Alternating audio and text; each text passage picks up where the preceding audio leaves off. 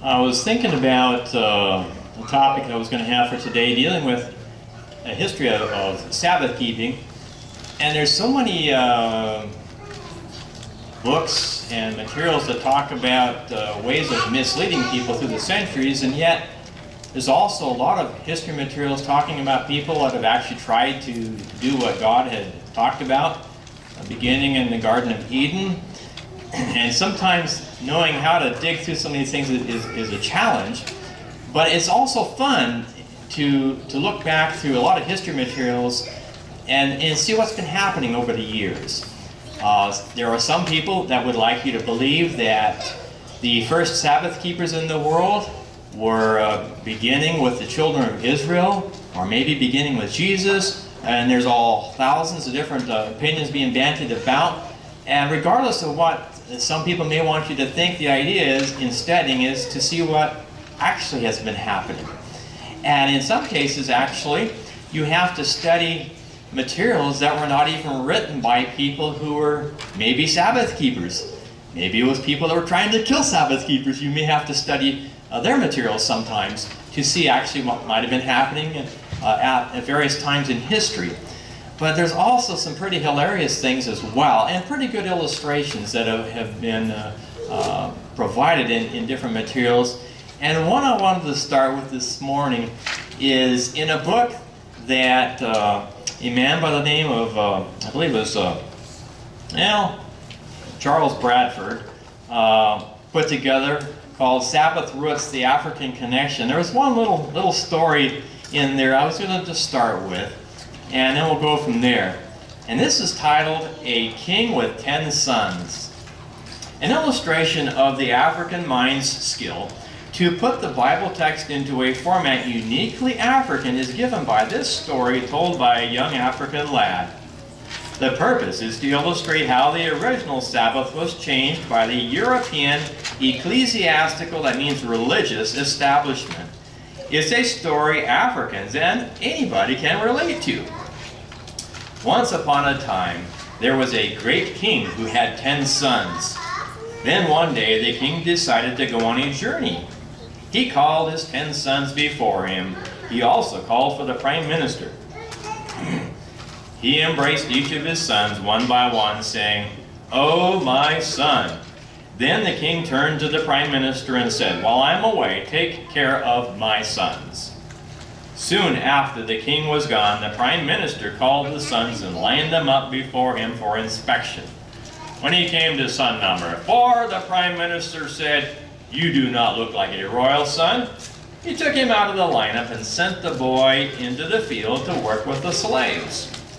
Then the prime minister took his own son and put him in the place of the king's son.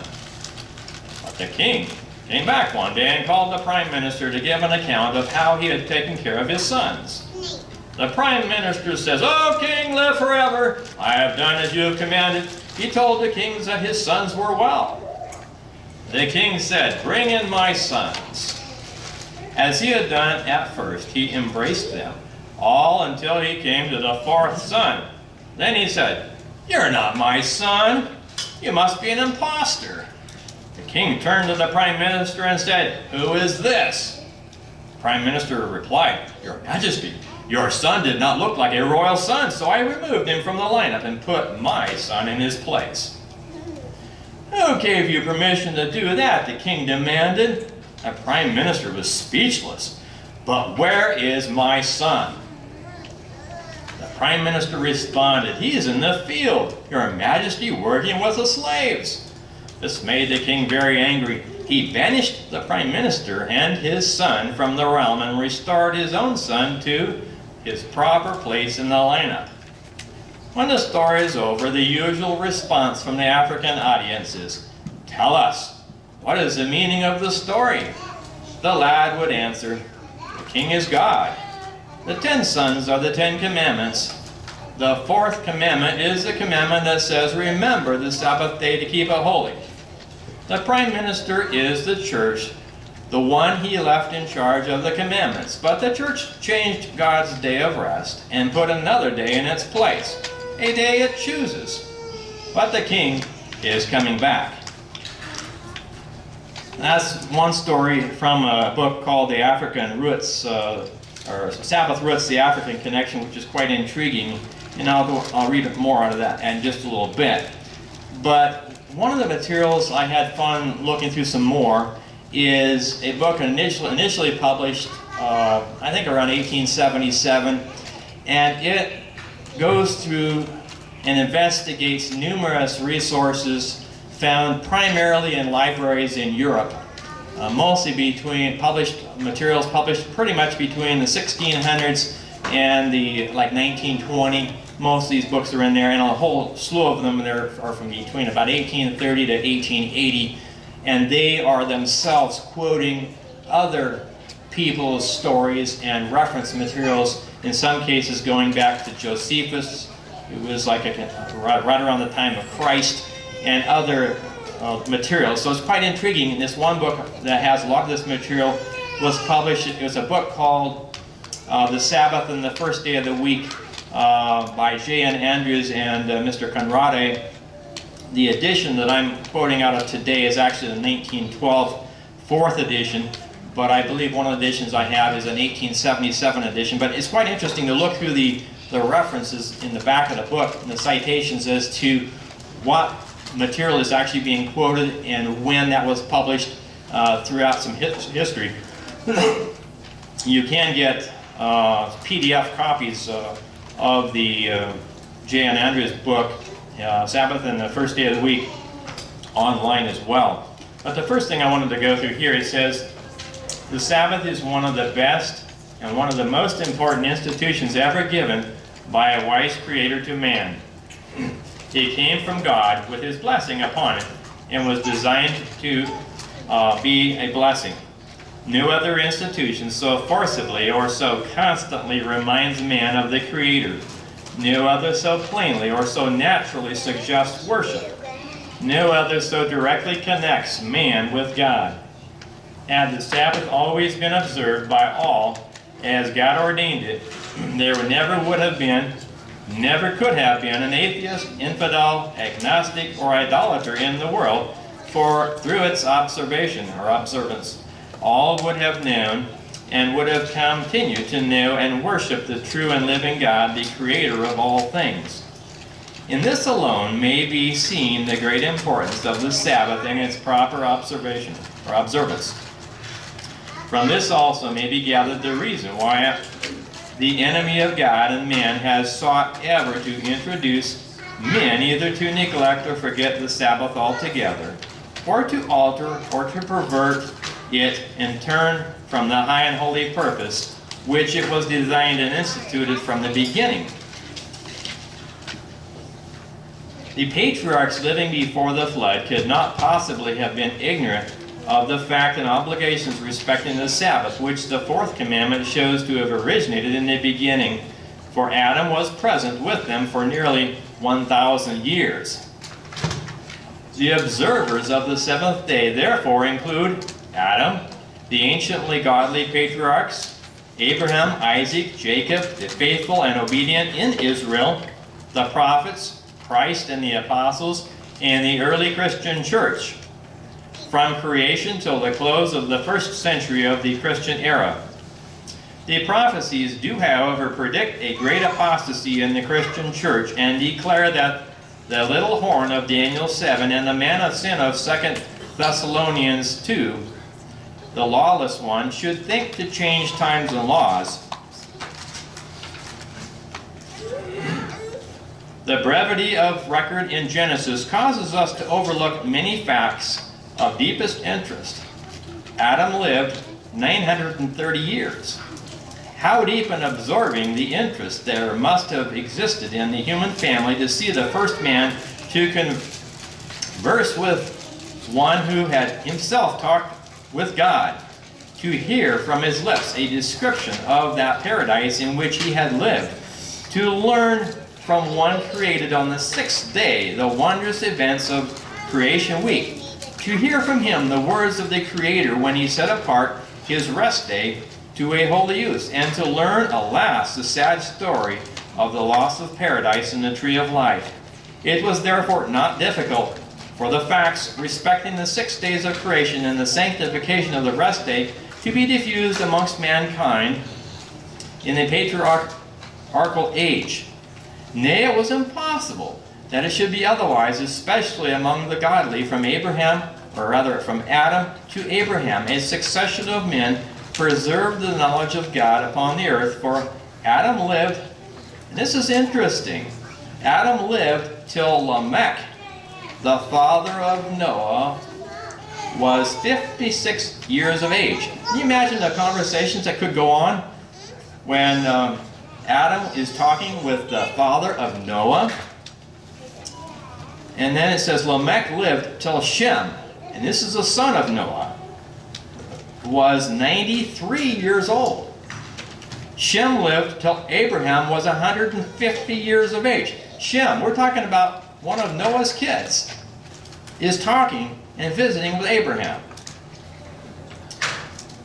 And then, of course, a lot of people say, well, maybe things about the Sabbath only started with Abraham, or maybe only started with the children of Israel. But here you've got over 100-year overlap just in conversations with one of Noah's kids talking to Abraham. It says, through a line of holy men from Adam down, the knowledge of the God and his Sabbath was preserved in the earth. Those are just a couple of statements in the beginning of about a 400 or 500 page book, which I won't read at this point. But anyhow, it's just intriguing. There's a few other statements here, and I'm not going to read all the encyclopedia worth of material I've got with me.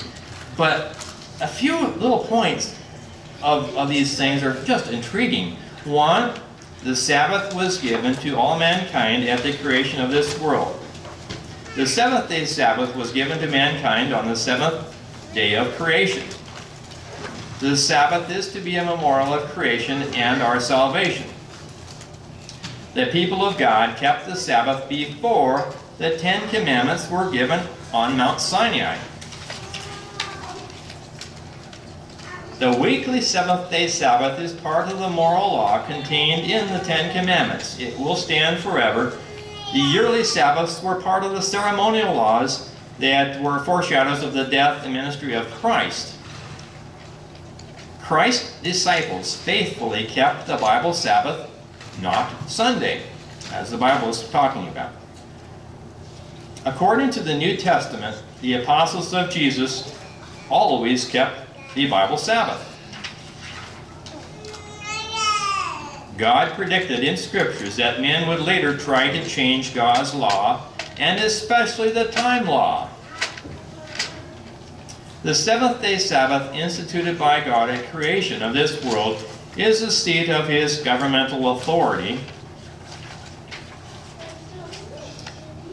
God's remnant people will keep the Bible Sabbath, and holy day will be kept throughout eternity.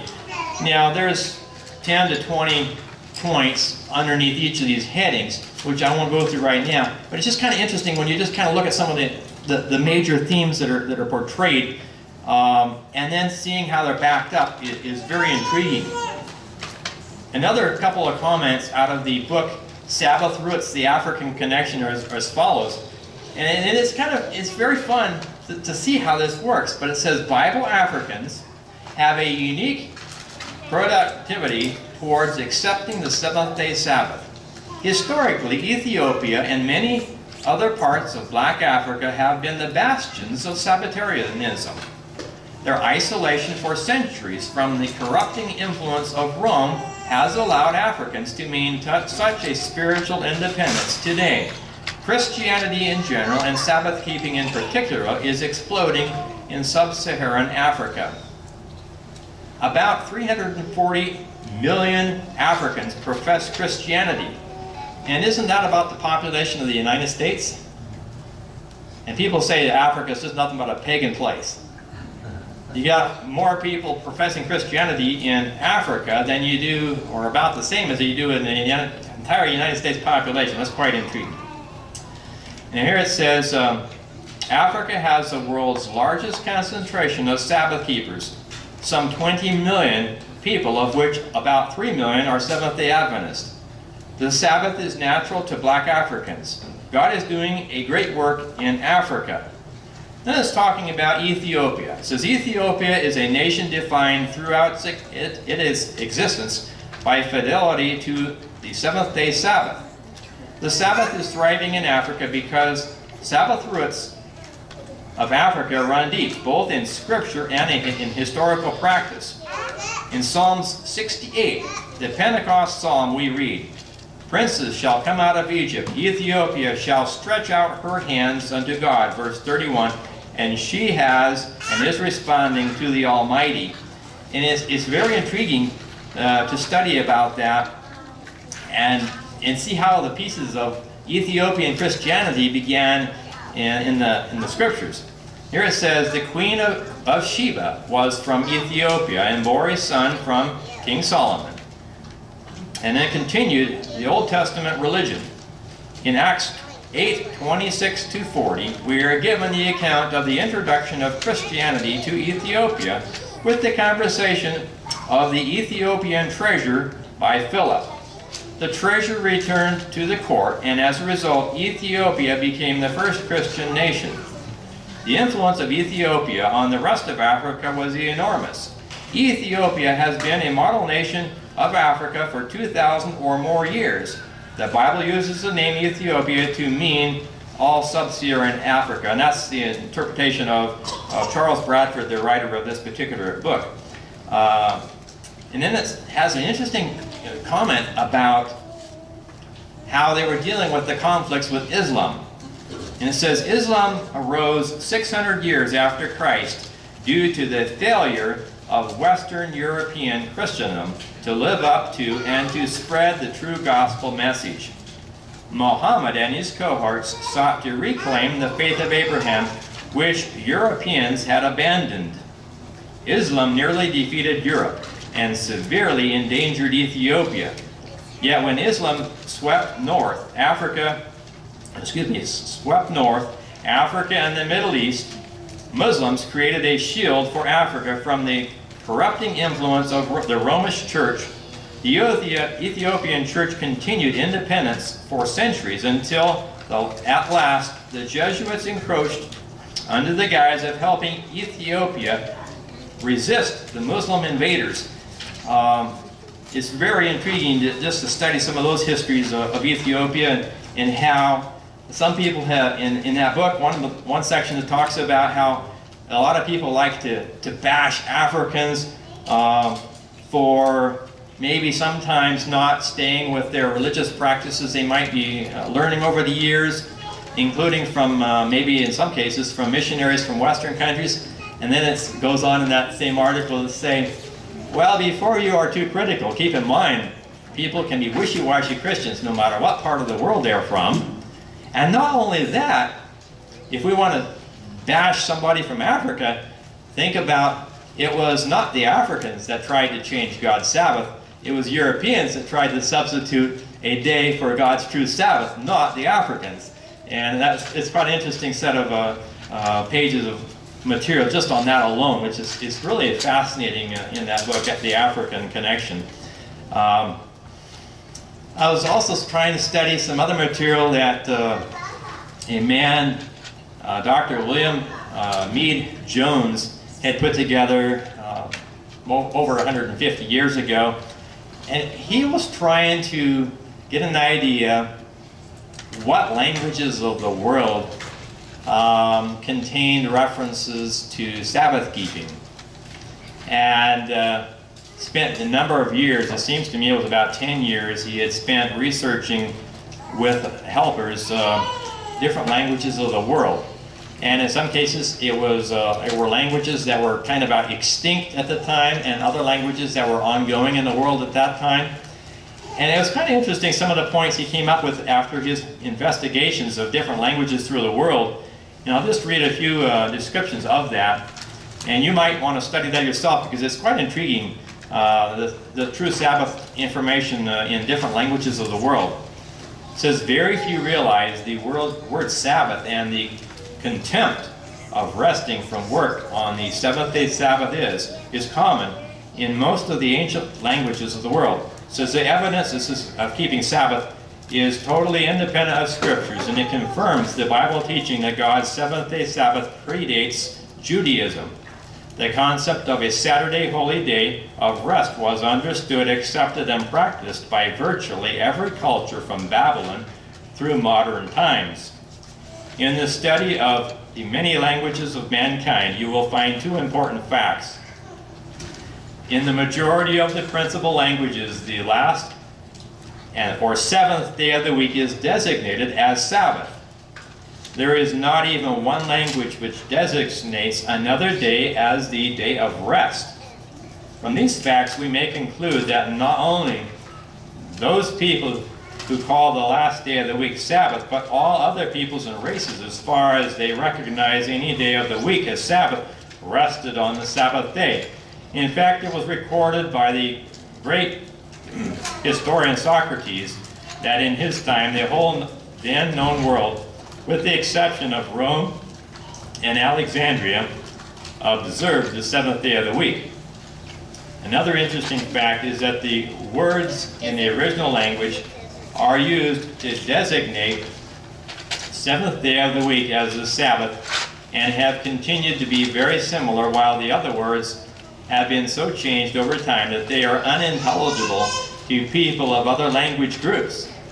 This is another proof that Sabbath and the words used to designate the seventh-day Sabbath of the week originated at creation in complete harmony with the biblical record found in Genesis chapter 2, verses 1 to 3. And then there's a list of many languages and the verbiage that is used to talk about the seventh day of the week. That is a study by itself, but it's very intriguing, and this man spent many years doing that type of study. Just intriguing. Then we look through some other materials, and some people try to say that only a certain time in history were people keeping the Sabbath, but yet when we start studying a little bit deeper, and in some cases through materials that are, a lot of the original sources are now gone, but many of the reference materials that are quoting materials from throughout the centuries, it is intriguing to see even what we have available today, even though a lot of the original materials are gone. Some of the text on the beginning of the Sabbath in creation, and when Jesus is keeping the Sabbath, and when his disciples were keeping the Sabbath, were already covered in our scripture. So I won't cover those again right at the moment. But it's still interesting, for instance, when Paul and the Galatians or Gentiles were dealing with situations, it says in Acts 13, 42 and 44, which we did have read for our scripture, one of our scriptures, and when the disciples, or rather the Jews, were gone out of the synagogue, the Gentiles besought that these words might be preached to them the next Sabbath. And then it talks about, and the next Sabbath came, and almost the whole city together came to hear the word of God. But then also you go down the line a little bit, and there's another section in Revelation, referring to Revelation 1:10 and some other verses. They show that the Sabbath is also the Lord's day. And that was, people tried to co-opt that too. There's a historian by the name of Josephus that has an interesting section he talks about too.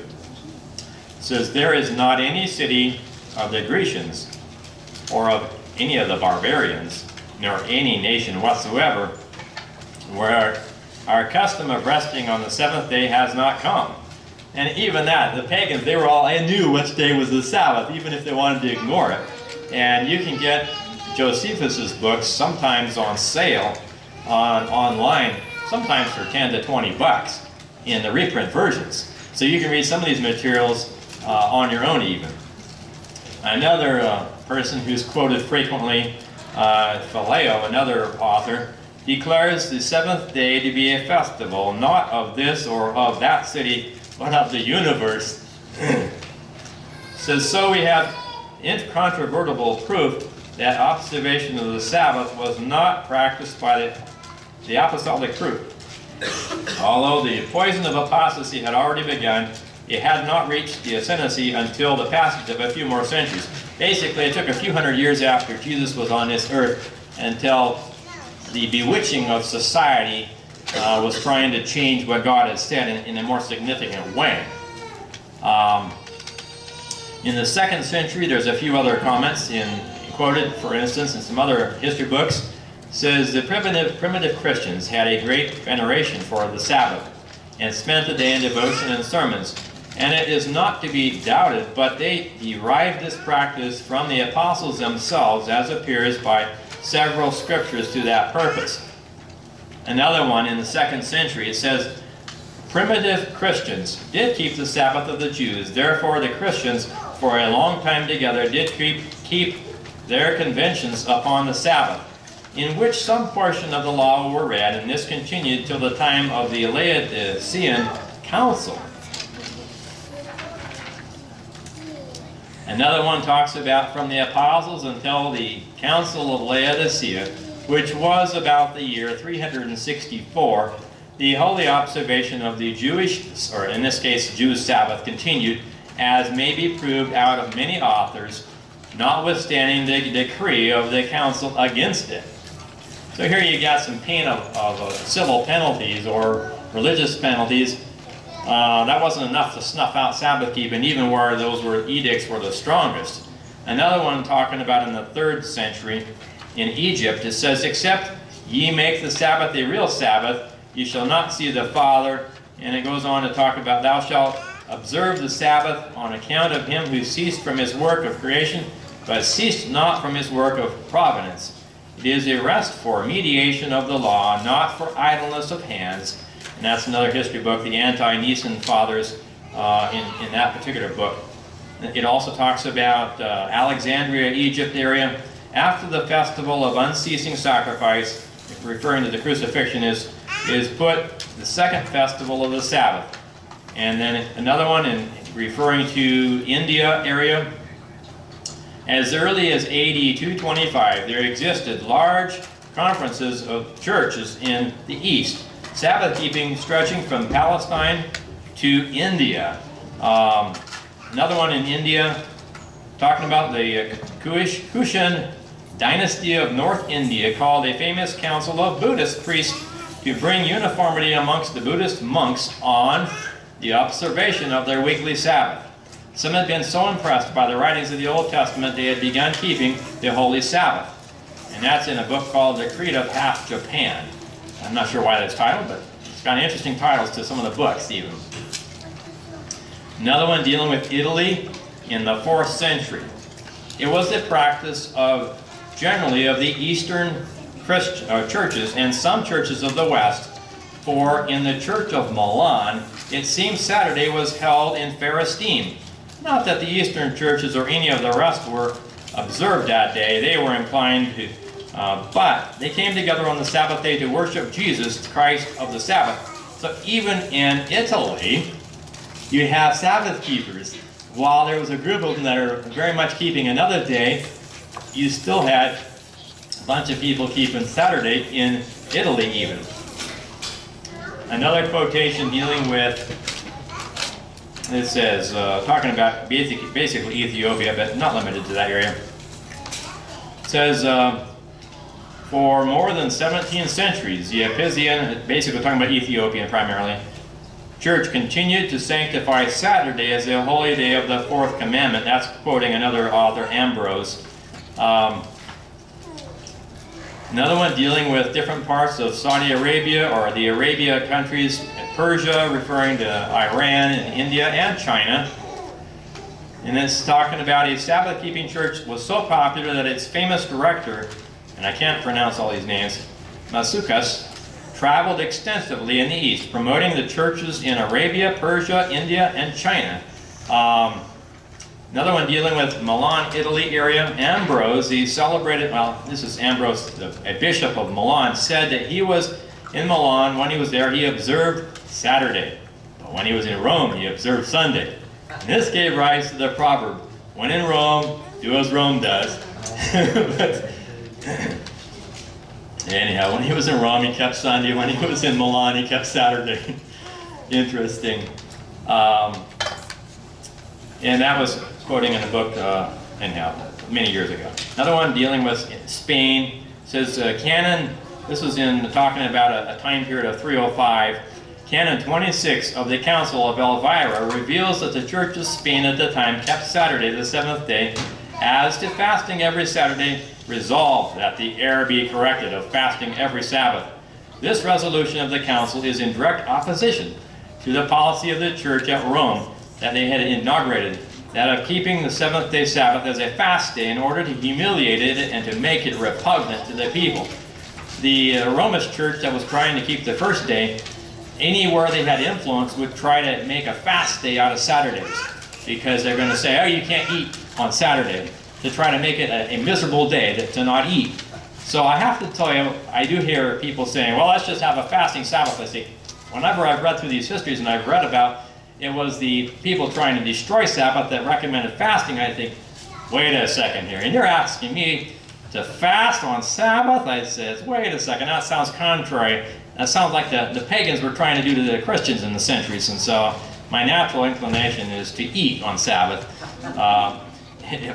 Because in a lot of places in these history books, they were told to not eat on Sabbath to make it less popular, especially for the kids, and, oh, can't eat today. And anyhow, also talking about a time in Persia, Iran, and a lot of the countries in past years had much larger boundaries than they do today.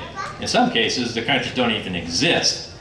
But it's quite interesting to study the boundaries. Even if you were to study the boundaries of Spain or Mexico, for example, in some past years, Mexico included a good share of what is the United States today, for example. But there's many boundaries that you look at in the history books of different countries, and they encompassed vastly different territories than they do today. But in this one depiction in Persia area, in the time period of 335 to 375 AD, just a few hundred years after Jesus was on this earth, is talking about this is a popular complaint against Christians. They despise our sun god. They have divine services on Saturday. They deserve or desecrate the sacredness of the earth by burying their dead. Anyhow, they were criticized for burying people, and they were criticized for not respecting their sun god and worshiping on Saturday. Mind you, that's just a couple hundred years after Jesus was on his earth.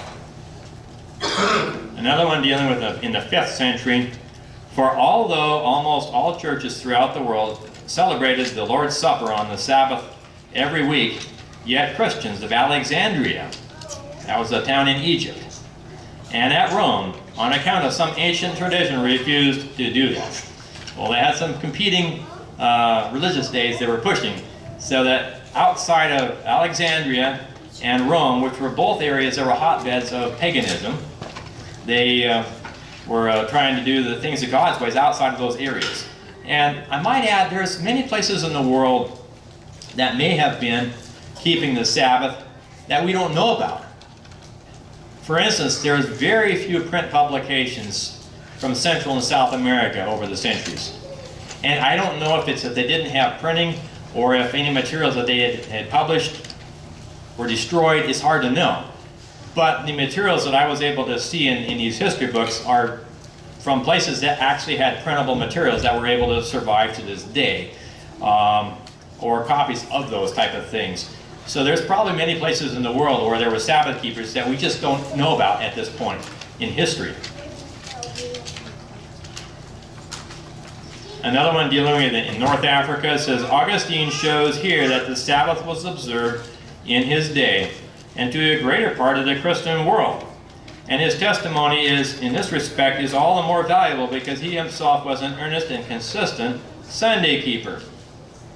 Another one is interesting in this 402 to 417 time period, talking about Pope Sylvester, was the first to order the churches to fast on Saturday.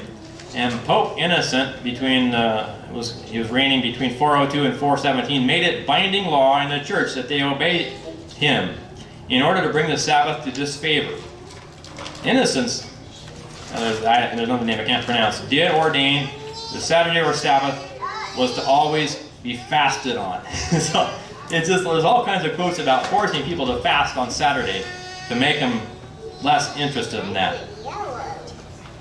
Another one that's happening in the eastern part of the world, primarily in China, is talking about this one person, Mingana, proves that in 410, Isaac, Supreme Director of the Church of the East, held a world council, stimulated some to think by the trip, and it gives another name of an individual, and I'm going to spell it, Musacus, attended by Eastern delegates from 40 grand metropolitan divisions. This is primarily in China. In 411, he appointed a metropolitan director for China, and these churches were sanctifying the seventh day. There's a lot of information about people in China and India keeping the Saturday Sabbath and many other countries, but sometimes you never hear about it. Another one is dealing with Colombia and in Scotland. It says this day is called, let's see, I'll start again.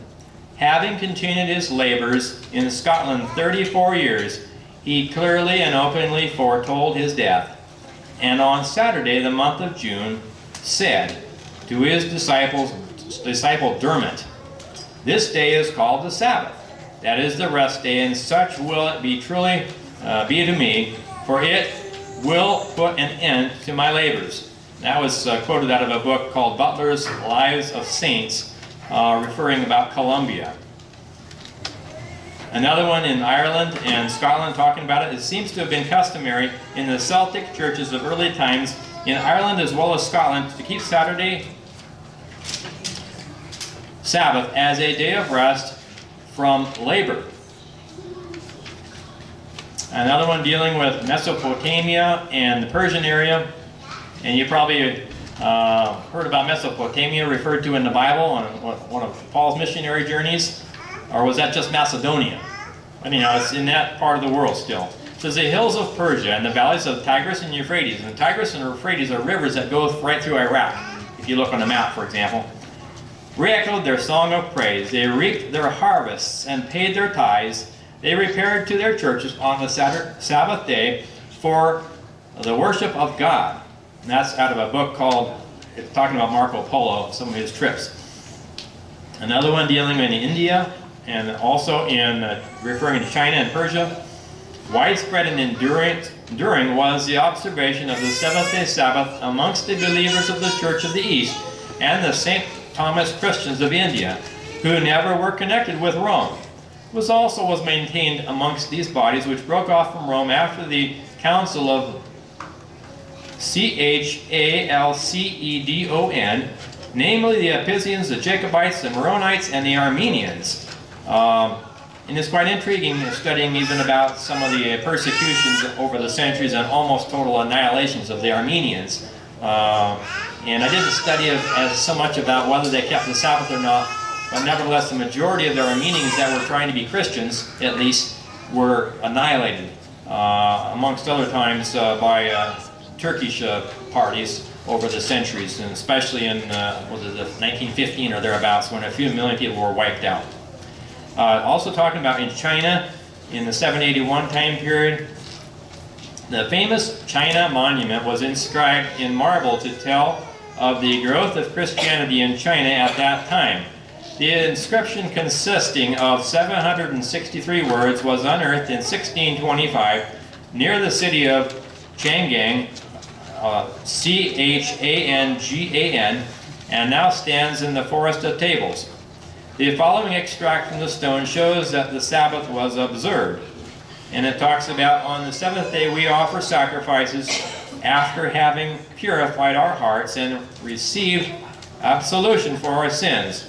This religion, so perfect and so excellent, is difficult to name, but it enlightens darkness by its brilliant precepts. That's talking about a book called Christianity in China. Another one in Bulgaria. It says Bulgaria, in the early season of its evangelization, had been taught that no work was to be performed on the Sabbath. Another one referring to the Patriarch of Constantinople. It says they induced the Bulgarians to fast on the Sabbath. So this is another party trying to make the Bulgarians be upset about keeping the Sabbath by making it a fast day. And it says here, in another quote dealing with that one I just read, that papacy had always tried to bring the seventh-day Sabbath into disrepute by insisting that all should fast on that day. In this matter, she sought to turn people towards Sunday, the first day, the day that Rome had adopted. Another one referring to Bulgaria, Pope Nicholas I in the 9th century sent the ruling prince of Bulgaria a long document saying that one is to cease from work on Sunday, but not on the Sabbath. The head of the Greek church, offended at the interference of the papacy, declared the Pope excommunicated. That was kind of interesting. They're having a fight, theological fight, because one's telling them that, hey, you need to not work on Sunday and work on Saturday, and this leader in that country says basically to the Pope, stuff it. Another one in Scotland says they worked on Sunday but kept Saturday in a Sabbatical manner, and that's dealing in a book, or from a book, A History of Scotland from Roman Occupation. And another one that says in Kurdistan, says the Nestorians, and there's different groups under different names, and it's a big study just to even try to learn about some of the people. Eat no pork and keep the Sabbath. Another group, and there's many different names they're known under. Another title is called the Waldensians, and because they observed no other day of rest but the Sabbath, they were called Insabbathas, Insabbathas, as much as to say they observed no Sabbath. Well, a lot of times people that kept the Sabbath over the years reports were written about them in a derogatory fashion, and in some cases trying to say things that didn't have any resemblance to the truth. Another one, and I've got this book in my library, it's quoting a book written by Peter Elixir, and some of the materials in that book, I think the book I've got might be a reprinted edition that's updated. I think I've got an 1838 edition that's copying and is an updated version from a mid-1600 version. But nevertheless, it's quite interesting. It says in this one, Roman Catholic writers tried to evade the apostolic origin of the Waldensians so as to make it appear that Rome is the only apostolic church, and that all others are later novelties. And for this reason, they try to make out that the Waldensians originated with Peter Waldo of the 12th century. In that history book I've got at home, written by Peter Elixir, and the edition I have is an 1838 updated version. I wouldn't be able to read the language, and it actually has a lot of the original languages from the 1600s, and I can't read 1600 English. But it's very interesting to actually have a book in my possession on that.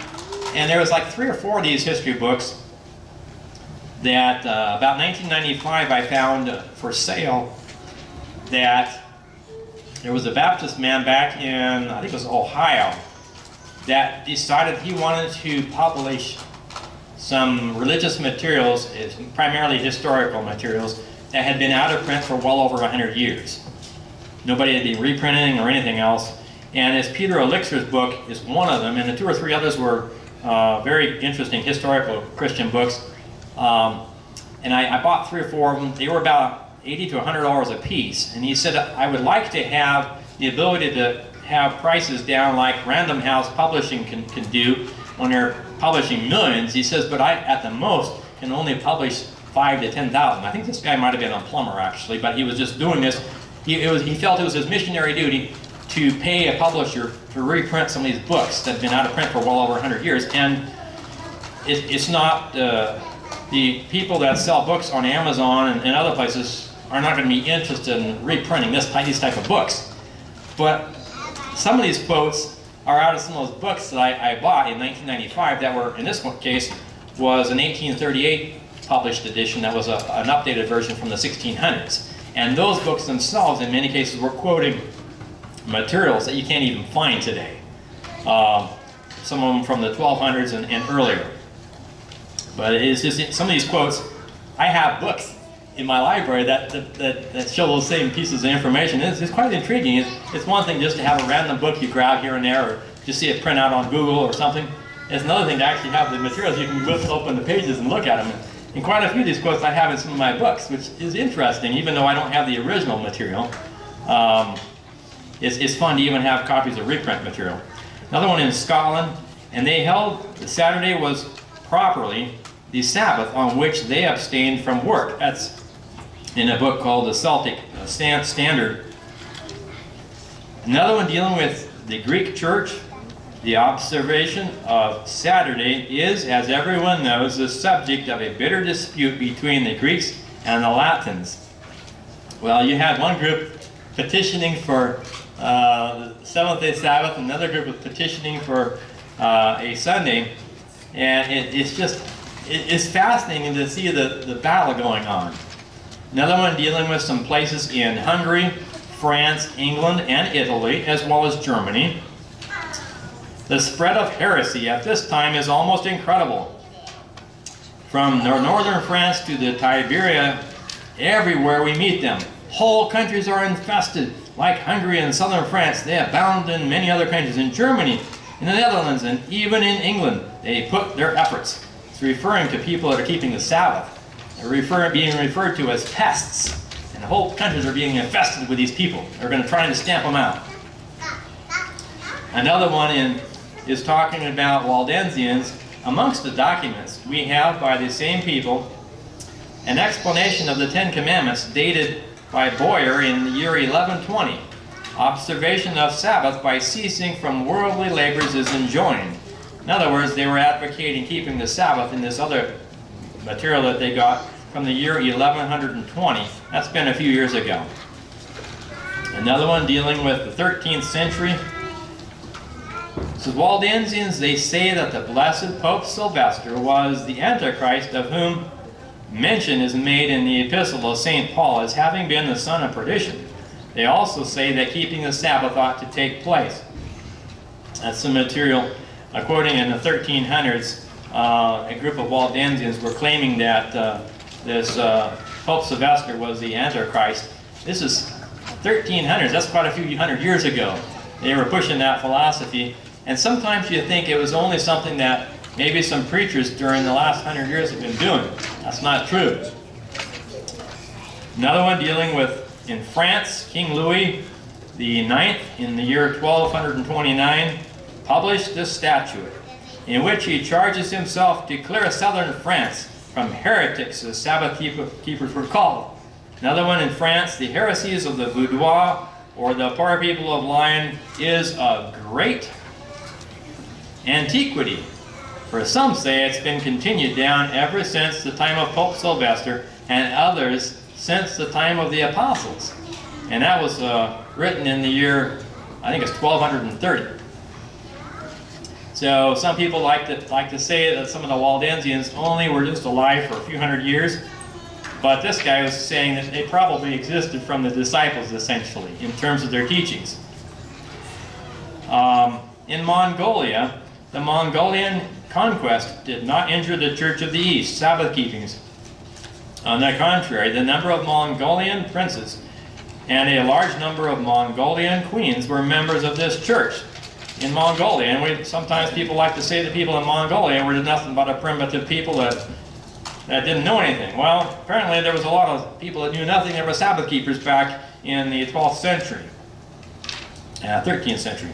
Another one, and I'll skip through a bunch of these. There's so many, there's pretty intriguing.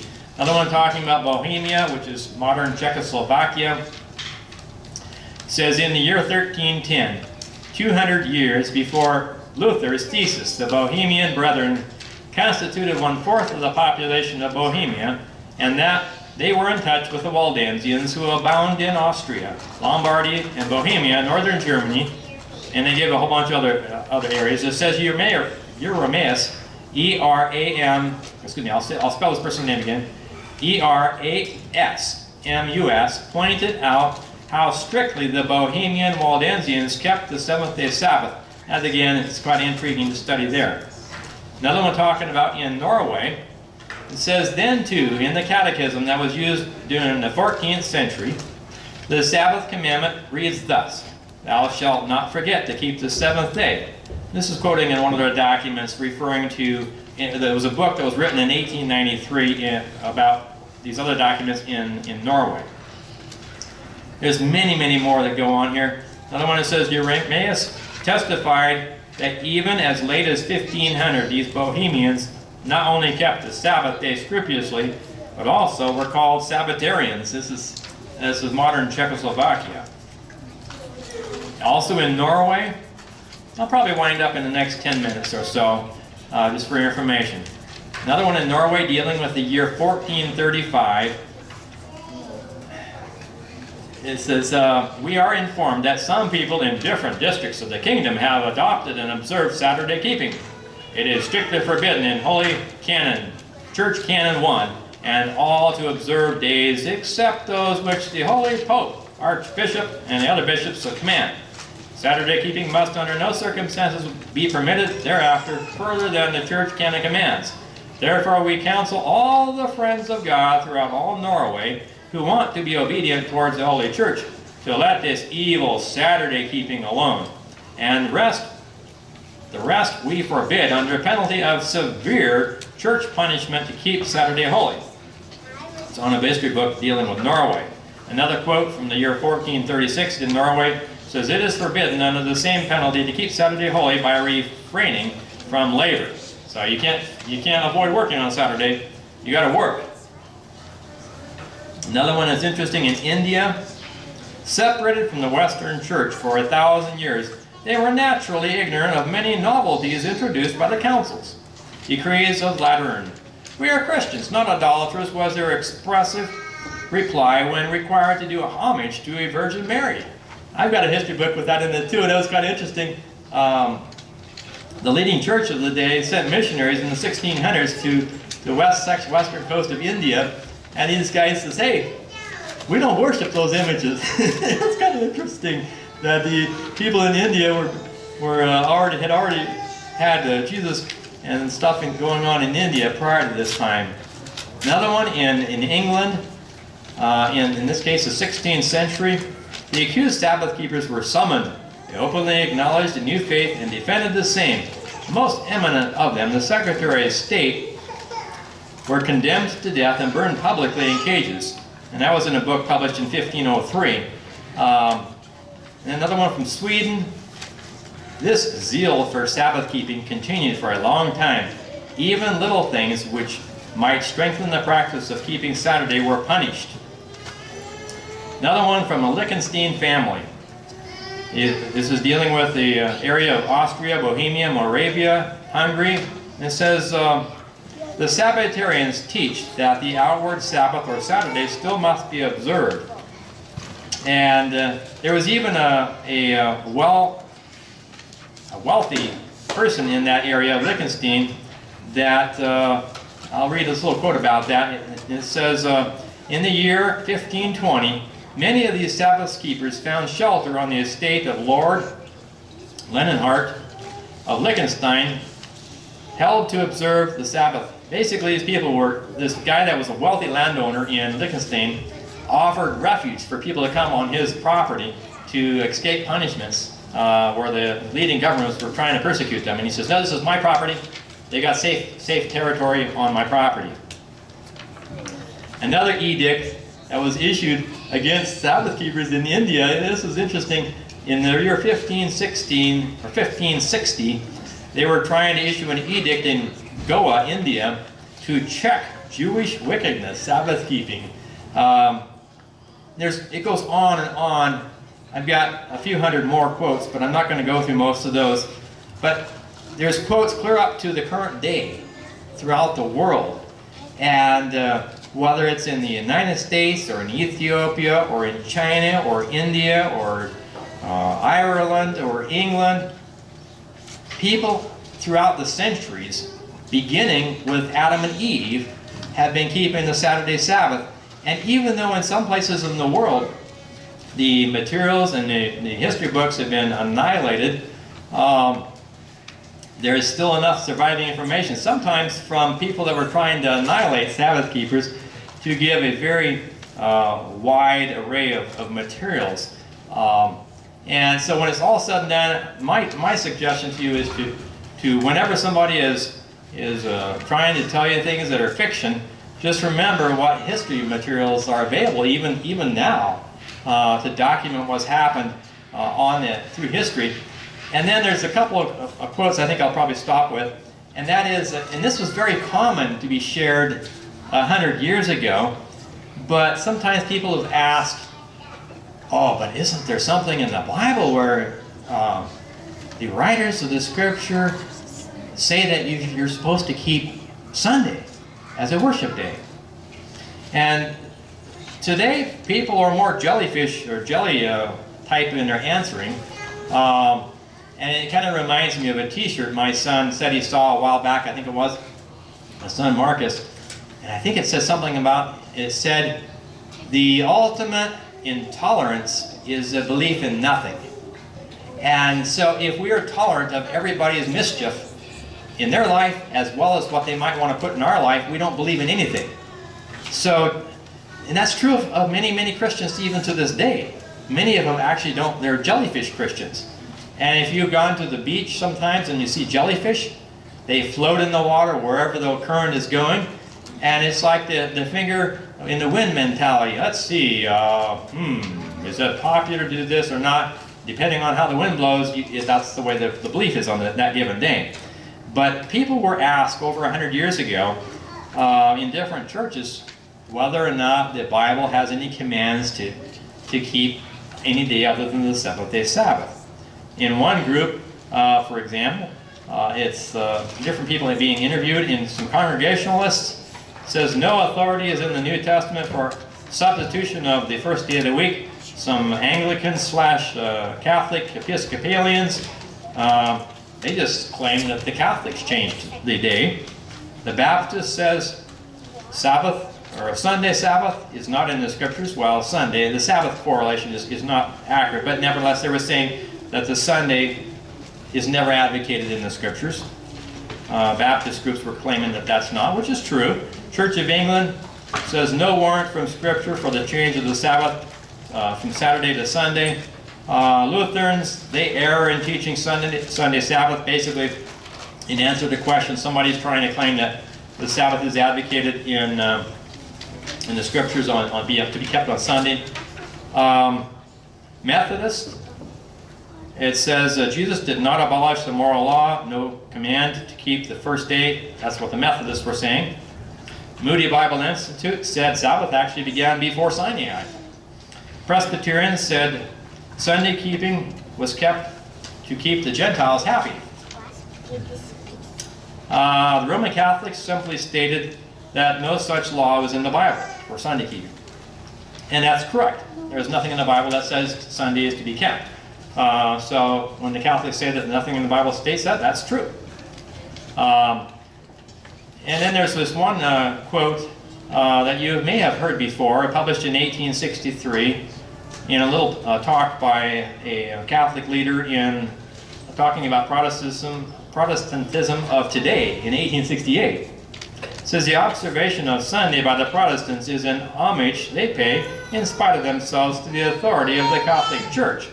Well, that particular Catholic leader is correct in stating that, but the bottom line is when it's all said and done, Sabbath was provided for a memorial to creation, to remember God at the beginning of this world, and it was kept by the people up through and prior to Abraham, and then all the other people through centuries. It has been the case. God hasn't thrown it out. The scriptures also talk about the Sabbath will be kept in the future, past this earth, and it's just something that it's intriguing and it's fun to study so that we can have a better idea of what has happened through the centuries on the Sabbath keeping. And let's go ahead at this point now. I think, Caleb, you can turn that off, and we'll go ahead and go to our closing song at this point. And that will be page 384.